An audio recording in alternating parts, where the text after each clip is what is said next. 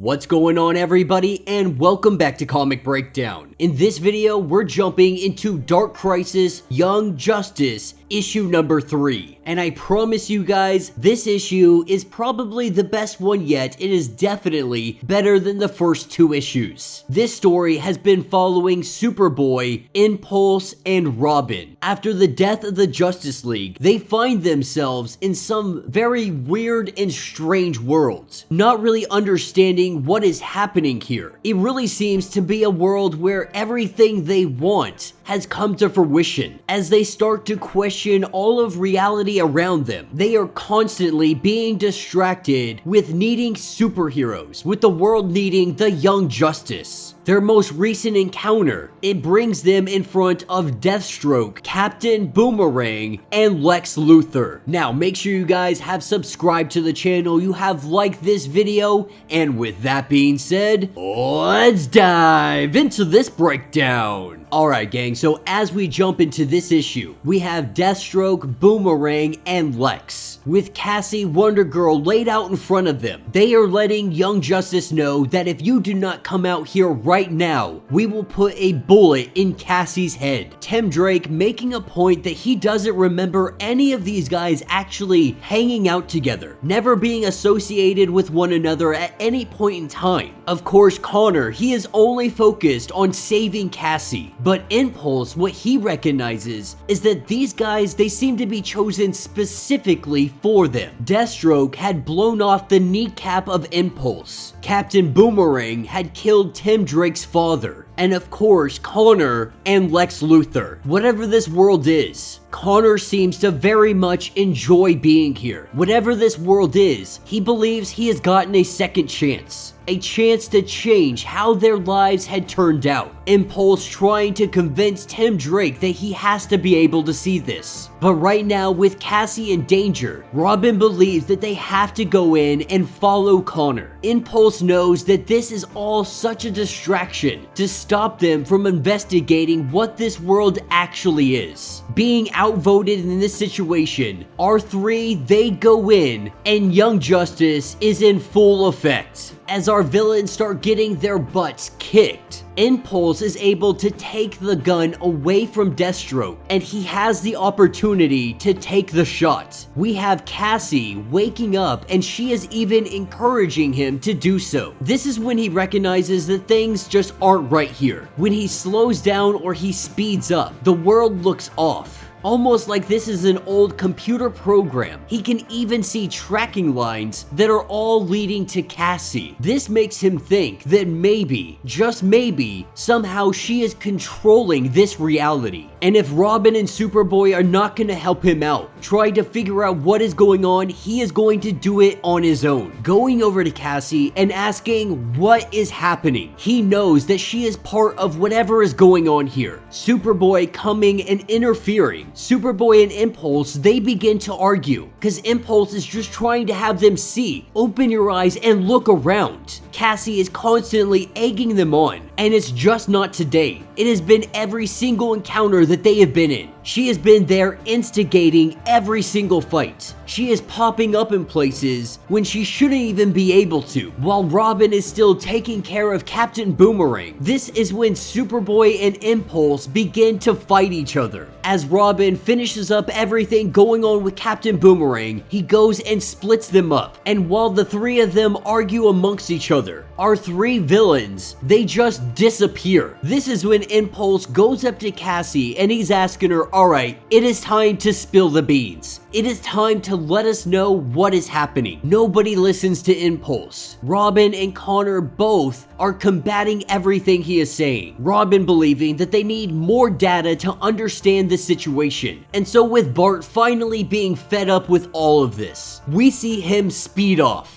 As Superboy begins to tell Robin that he just needs to chill out, let Bart go do whatever he wants to do. And this is when Robin, he really confronts him and says, what's going on with you? The truth is, Connor sees this place as an opportunity to have a new life. The more Bart and Tim try to say this place isn't real, the more he fights it because he wants it to be real. With Tim Drake also leaving, we see our Young Justice has split up, all of them going on their own path. we pick up with Impulse outside the Flash Museum. Running at his speeds, he notices that something is off. When he had just run past it, it looked like it wasn't built yet, but when he goes back, it is fully completed. This reminds him very much of a virtual reality program that he was raised in before he came back to the past. In the digital world, everything took a second to load up and catch up to his speed. This is when Cassie arrives. Not knowing how she got here so quickly, she is letting him know that he has one more chance. One more chance to accept this world for how it is. Unable to do so, knowing that there has gotta be some kind of cost, that this is all too good to be true, we see Cassie snap her fingers and Impulse disappears. Looking over Gotham, we have Tim Drake. Appearing from the shadows is Cassie, the two of them having a conversation, and she lets him know that in this world, he can be Batman. While he tries to say that that's not something he really wants anymore, she knows deep down that is all he has ever wanted, telling Robin that in this world, there is no Damian. There are no shadows for you to be in. And while he may be envious, jealous of his brothers at times, at the end of the day, all of the Robins are his brothers, and he wouldn't trade them for anything in the world. And so again, Cassie snaps her fingers and Tim Drake disappears. And so last but not least, we have Superboy looking over Metropolis. Cassie yet again appearing, letting him know that in this world, you are Superman. In this world, you get the girl. You get to live life exactly how you had planned. That all of this could be his. This is when he knows that Impulse was right. None of this is real. And so for a third time, Cassie snaps her fingers and Superboy disappears. Our three heroes waking up in the Watchtower. All of them feeling like they just went 10 rounds with Gorilla Grodd. Cassie is letting them know that she was left with no choice, saying that he has been very clear on what will happen if they don't accept this world. And she doesn't go into detail about who he is, but she says that he gave them the chance